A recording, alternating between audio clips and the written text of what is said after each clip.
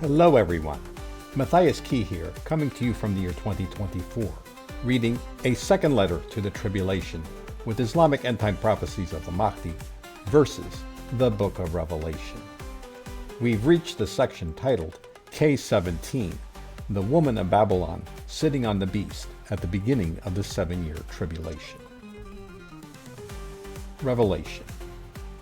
The rider on the white horse reappears in a different guise, as the beast who carries the woman of Babylon to power. She is the prostitute whom we've already encountered in section K02. She represents the spirit of empire, originally manifested in Babel, the kingdom of Nimrod. God put a sudden end to it by confusing the world's languages at the Tower of Babel.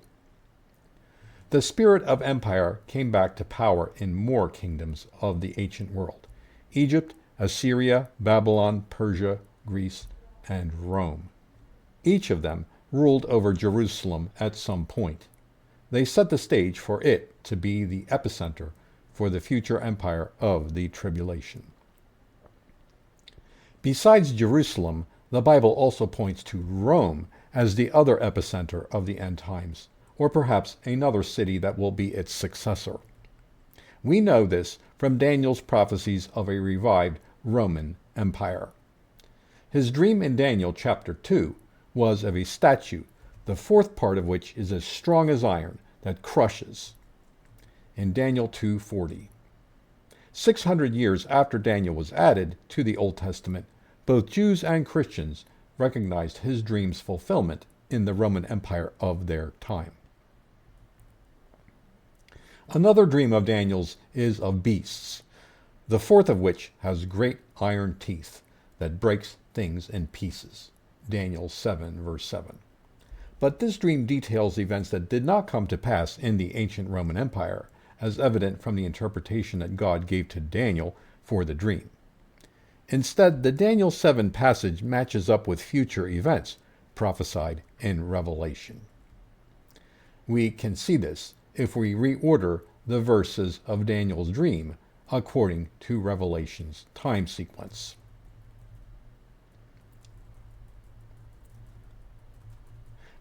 Here is how the Daniel 7 passage matches up with Revelation's prophecies of future events. The 10 horns of the beast in Daniel matches up with the 10 horns of the beast of Revelation. Daniel's 10 horns become 10 kings. One of them subsumes 3 of the others, leaving 7 kings. This compares to the 7 heads of Revelation. Daniel's beast makes war on the saints and is apparently victorious. This compares with Revelation. Then the kingdom will be taken away and he will be judged. This compares with the final defeat of Revelation's beast. God's saints will therefore be given possession of the kingdom. This will occur in Revelation when the tribulation saints come into the millennial kingdom. The saints will possess the kingdom forever and ever. This is fulfilled when the saints enter into God's eternal kingdom. This evidence shows that Daniel 7 is describing a different Roman Empire, one that is revived during the tribulation. In Revelation, this empire will be established by the woman of Babylon with the help of the Antichrist beast. The woman flaunts her promiscuity, fornication, and adultery. She is so proud of this that she wears name of mystery on her forehead, mother of prostitutes and of earth's abominations. She defies God by promoting sin. She seeks her security elsewhere in rampant adulteries. She avoids real work by enslaving her victims to serve her. The woman's forbidden relationship at the outset of the tribulation is with the beast. The vision paints a graphically suggestive picture of her achieving power by sitting on the beast. Through him, she renews her line of kingdoms. She's dressed as a seductress, holding a golden cup paid for by those sharing in her temptations. By her enticements, she achieves a world order at the beginning of the tribulation and establishes control over many nations, languages, and peoples. Her empire makes immorality into a virtue, sees things through a sexual prism, and brings to the masses a stupefying drunkenness that is oblivious to spiritual matters. Will the woman of Babylon be an actual woman, whom we will be able to identify by a physical description or certain personality traits?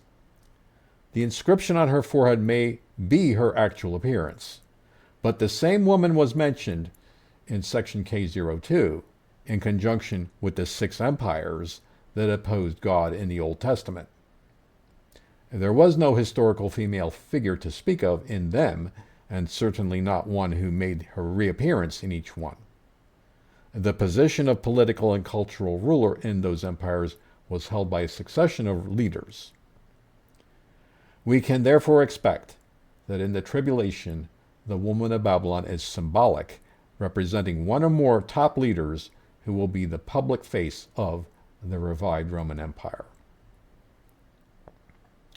Why does the vision speak of a woman of Babylon instead of Rome?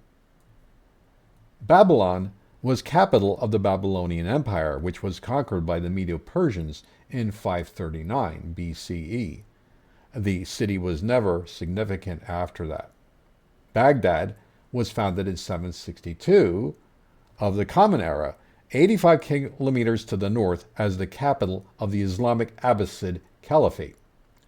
The Babylon of Revelation is likely not referring to Baghdad, nor a future great city that will be rebuilt at its original location.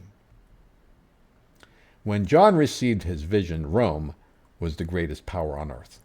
God helped John to shield the churches who received his letter by depicting the leading figure of the future Roman Empire as the prostitute of Babylon instead of the prostitute of Rome.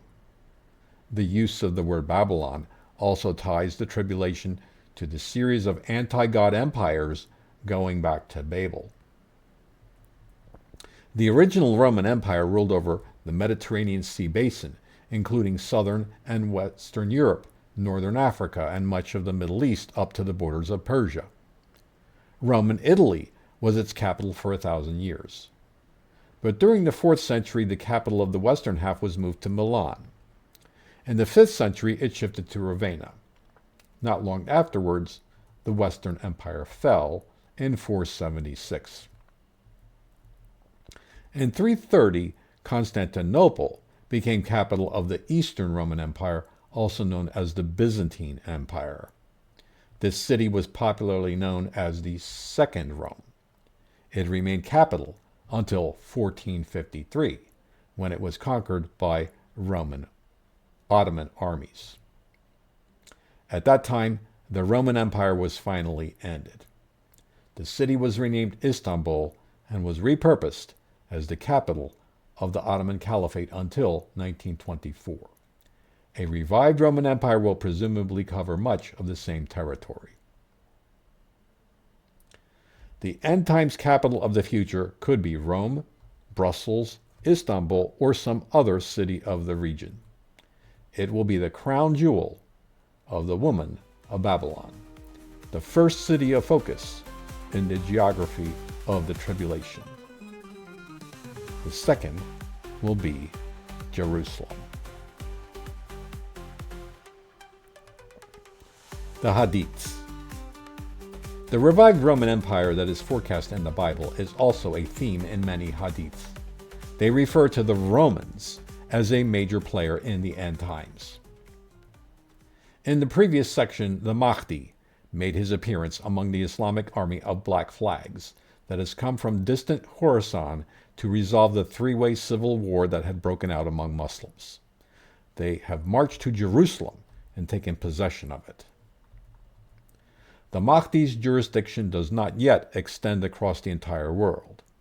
As a step toward that end, the Mahdi and his followers make a treaty with the Romans, also known as the Byzantines. The purpose of the agreement is to suspend hostilities between the Muslims and the Romans so that they can jointly fight a common enemy.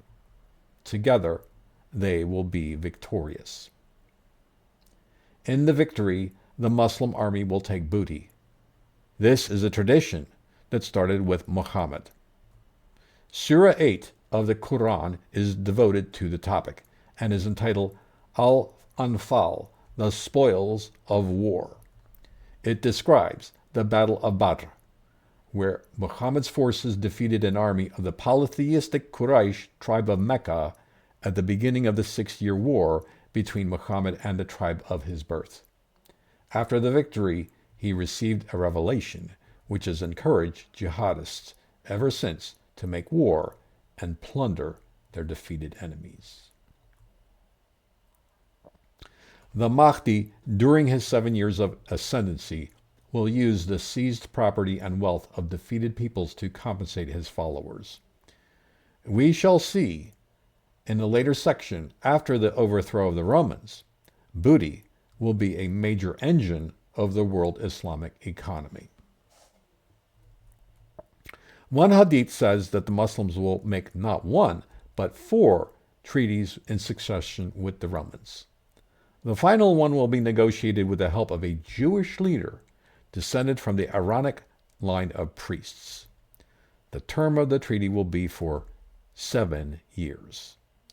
The Mahdi will be 40 years old when he makes this last treaty. Historically, Muslim nations have made many treaties with other nations, which the other party believes is a step toward lasting peace. Their example for this is Muhammad. In 628, he signed the Treaty of Hudaybiyah with the Quraysh for a period stipulated to be 10 years. The main provision of the treaty allowed his followers to enter the city and peacefully perform the Hajj. The Quraysh scrupulously held to this provision, but less than 2 years later, after a series of individual killings between the two sides, Muhammad used one such episode to accuse the Quraysh of breaking other terms of the treaty. He returned with an army and took the city of Mecca by surprise. His supporters, through the centuries, argue that he was justified because the Quraysh had violated the treaty. From this grew 3 Islamic doctrines. The first is Hudna, an Arabic term for a truce for a maximum of 10 years. In the book The Reliance of the Traveler, or Umdat al-Salik, the classic manual of Islamic jurisprudence composed by the 14th century Abu Dawood, a collector of hadiths, he is quoted as saying, "If Muslims are weak, a truce may be made for 10 years if necessary, for the Prophet made a truce with the Quraysh for that long." A hudna will allow the Muslim state to recover from weakness with a period of calm, allowing it to gain concessions, rearm, and eventually re-attack the enemy. It is a useful means of facilitating jihad. The second is kitman, a command to deliberately conceal one's beliefs from non-Muslims. This is practiced primarily by Shia Muslims. Jafar al-Sadiq, who ruled Shia Islam from 732 to 765 as the 6th of the 12 Imams, relayed a hadith from Muhammad that supposedly mandated kitman and commented on it. "One who exposes something from our religion is like one who intentionally kills us. You belong to a religion that whosoever conceals it, Allah will honor him, and whosoever reveals it, Allah will disgrace him." The third is taqiyya, which is to conceal belief in Islam when in imminent danger. A synonym for taqiyya would be dissimulation. This doctrine is based on Surah 16:106 of the Quran, which was precipitated by the following event recorded in Dalail al-Imama, attributed by many to al-Tabari, a 9th century Sunni scholar of early Islamic history and Quranic exegesis. The event resulted in a ruling of Muhammad, which he wrote into the Quran. The non-believers arrested Ammar ibn Yasir and tortured him until he uttered foul words about the Prophet. Anyone who, after accepting faith in Allah, utters unbelief, except under compulsion, his heart remaining firm in faith, but such an open heart their breast to unbelief, on them is wrath from Allah, and theirs will be a dreadful penalty.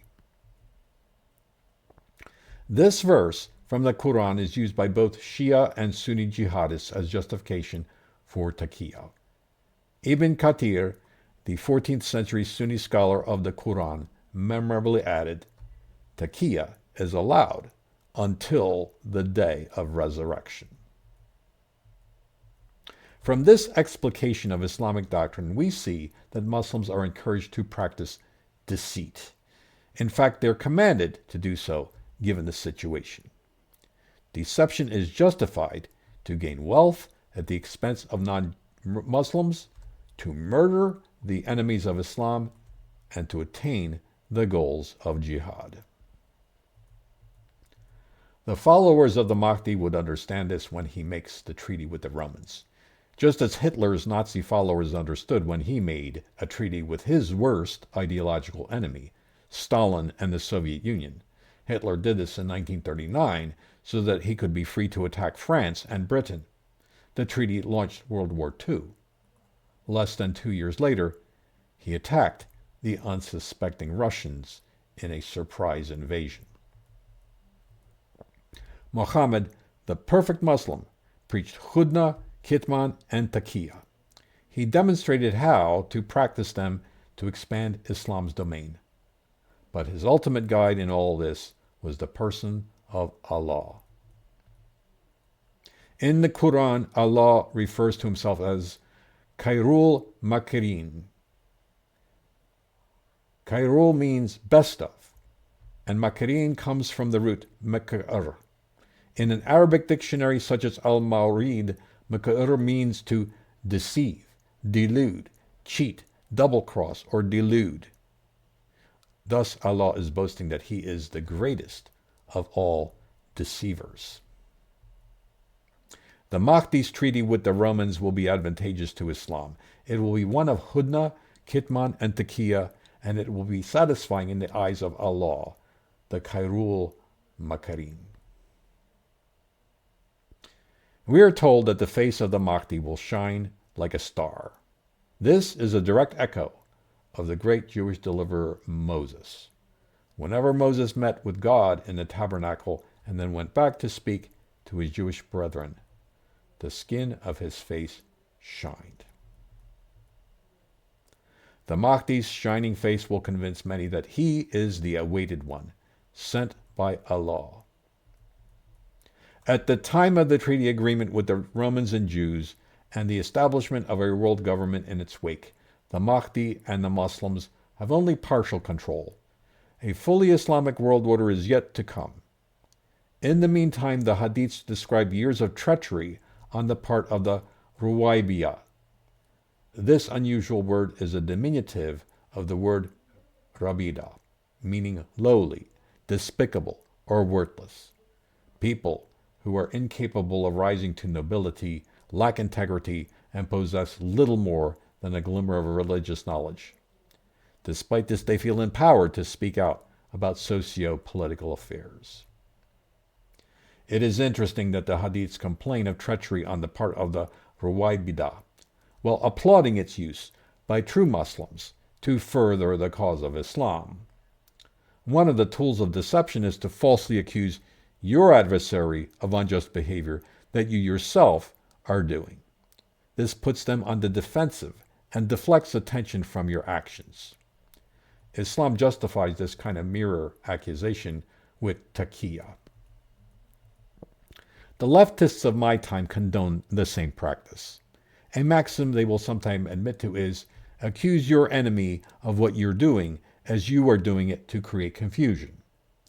The above quote has been attributed to Karl Marx, Vladimir Lenin, and Saul Alinsky. Regardless of its origin, mirror accusation is a preferred tool for leftists. The Hadiths predict it will be a tool still of the Romans or the Ruwaybidah, who make the end-time treaty with the Mahdi. Perhaps these Romans will be intellectual descendants of the leftists of my day. All during the truce, the Muslims are warned to be on guard against the Romans, who have their own powerful military. The Hadith says they will soon summon one another to attack. This indicates that the truce will be tense on the Roman side as well, with their army always prepared to launch a preemptive assault. Another Hadith says, there will come a test, which is pleasant, produced by a man from the people of my house. This is a warning to beware Muslims who are co-opted by the Romans. Then there will be the little black trial, whose details are not spelled out, but which will tempt the Muslims to be double-minded, to act like a believer in the morning and an infidel in the evening. It will split them into two camps, the camp of faith, which will contain no hypocrisy, and the camp of hypocrisy, which will contain no faith. These warnings will come to pass in the next 3 sections.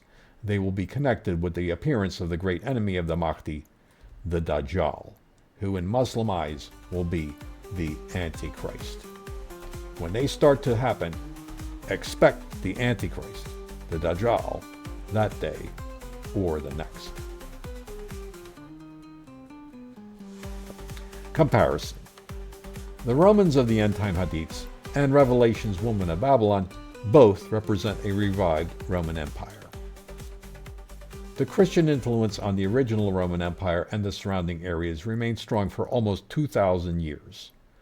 The resulting Western civilization slowly matured to encompass all of Europe and the Americas.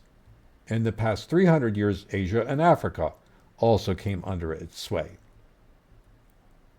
One of the defining truths of Western civilization is the notion that there is such a thing as absolute truth. Universally valid truth is a product of the faithfulness of God, as evidenced by His integrity in the events of the Bible, and in the cohesiveness and internal agreement between all books of the Old and New Testament, whose writing He inspired over a period of 1,500 years. God then sent His Son, Jesus Christ, into the world to be the embodiment of absolute truth. John 14:6. Jesus said to him, I am the way, and the truth, and the life. No one comes to the Father except through me. Unlike the taqiyya practiced by followers of Muhammad, or the disinformation and propaganda leveraged by Marx and his leftist descendants, Jesus told his followers never to hide their beliefs. In the 20th century, Europe and then North America dispensed with the Christian practices of their ancestors, which were based on the teachings and example of Jesus. Instead, Western civilization moved into a post-Christian age. Cultural and political elites dismantled much of the Judeo-Christian foundation. The various Protestant churches and the Roman Catholic Church lost their relevance in the culture. Western society dispensed with the Bible and its principles for living. In the place of the church, a politically correct and false religion has become dominant in Europe and the West. To replace God's 10 Commandments, an alternate set of commandments has arisen in the form of thousands of regulations administered by a deep state of unelected bureaucrats and promoted in all forms of media. They could be boiled down to anti-commandments, which reward the following behaviors: celebration of self and idolization of celebrity, abortion, the murder of the unborn, adultery and sexual deviancy, lying, often in the guise of disinformation, done in the service of progress. Compare this with taqiyya in Islam. Stealing, euphemistically called redistribution of wealth, from people who produce to privileged ones who take. These behaviors are grievous sins against God. They go directly against His will for our lives as expressed in His commandments and His written word, the Bible. They're deserving of His wrath. But a majority of people are currently devoted to feeding this culture and enforcing conformity to this system. Personal freedom is sacrificed to the collective will. Anyone who has a personal relationship with Jesus Christ and who follows Him as a disciple is considered a threat to society.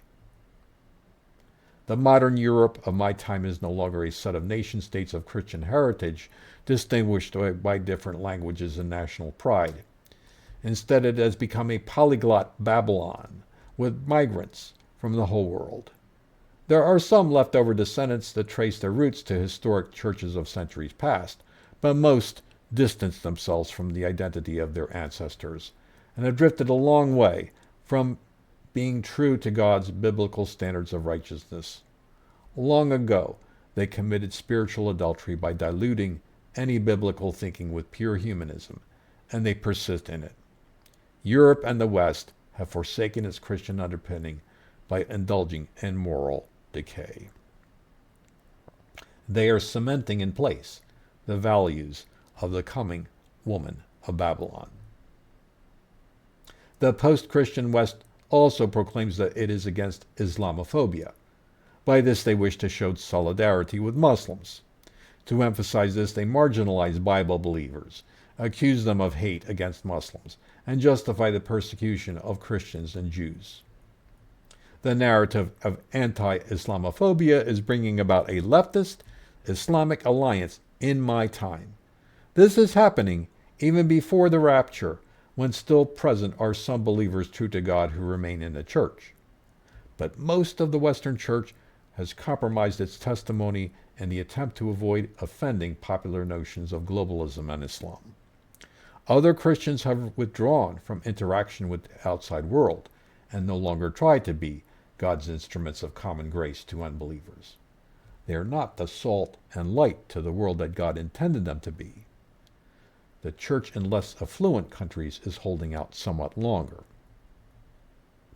As you can see, the foundations are already being built that could transition into the revived Roman Empire of Revelation, or the Hadiths.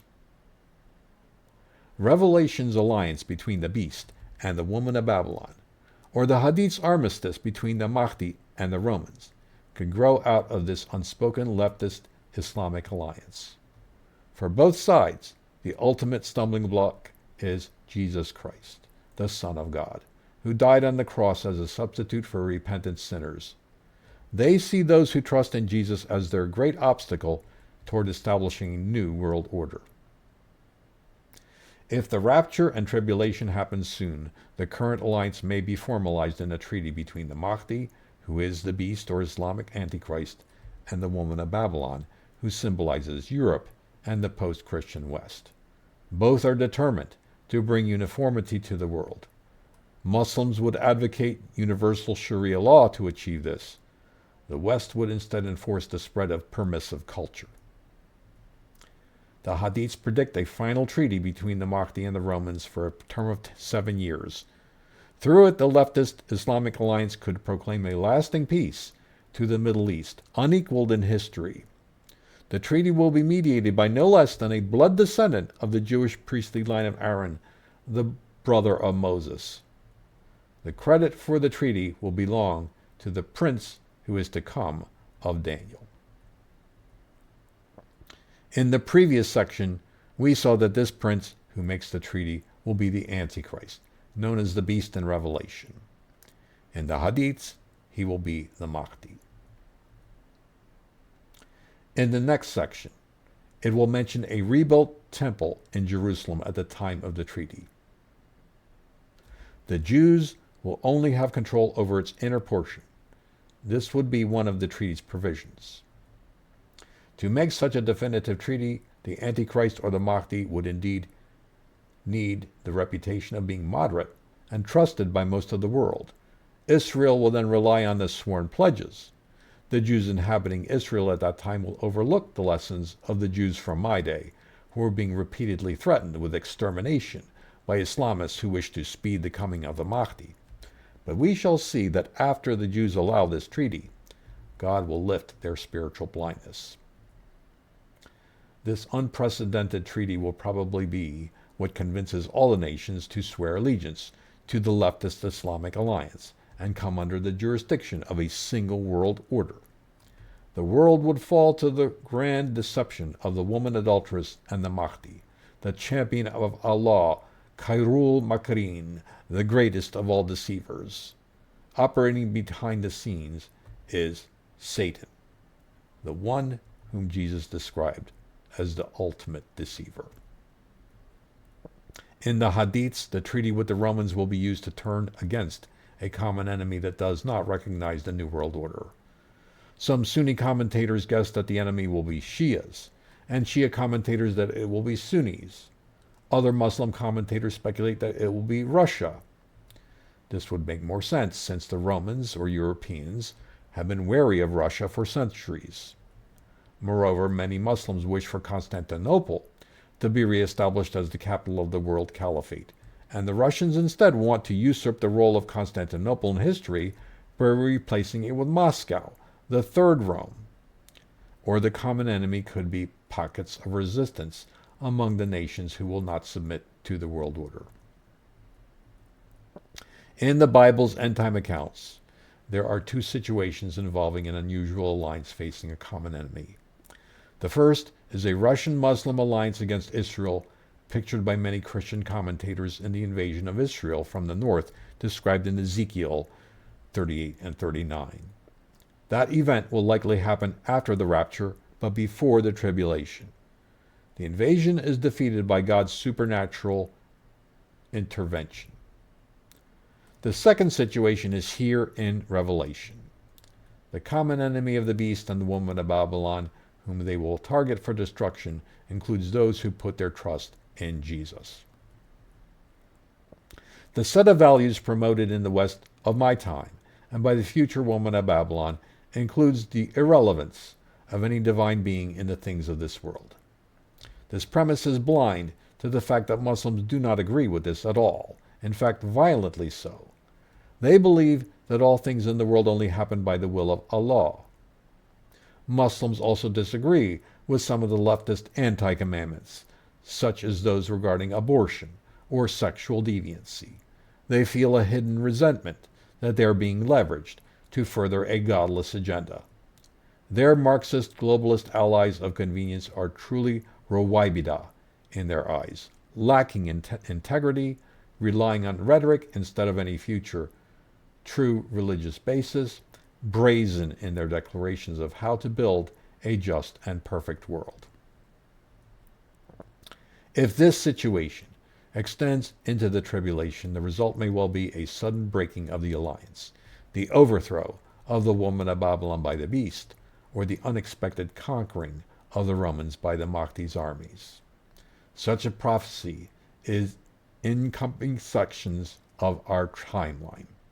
The Antichrist, the master of intrigue, will show his true colors. Daniel 11:22 and following. Even the prince of the covenant, and from the time that an alliance is made with him, he shall act deceitfully, and he shall become strong with a small people. Without warning, he shall come into the richest parts of the province, and he shall do what neither his fathers nor his fathers' fathers have done, scattering among them plunder, spoil, and goods. He shall devise plans against strongholds, but only for a time. If you have found this video helpful, then please click the like button. I also invite you to subscribe to this channel and click the bell icon to get notifications when I upload new videos. Thank you for watching.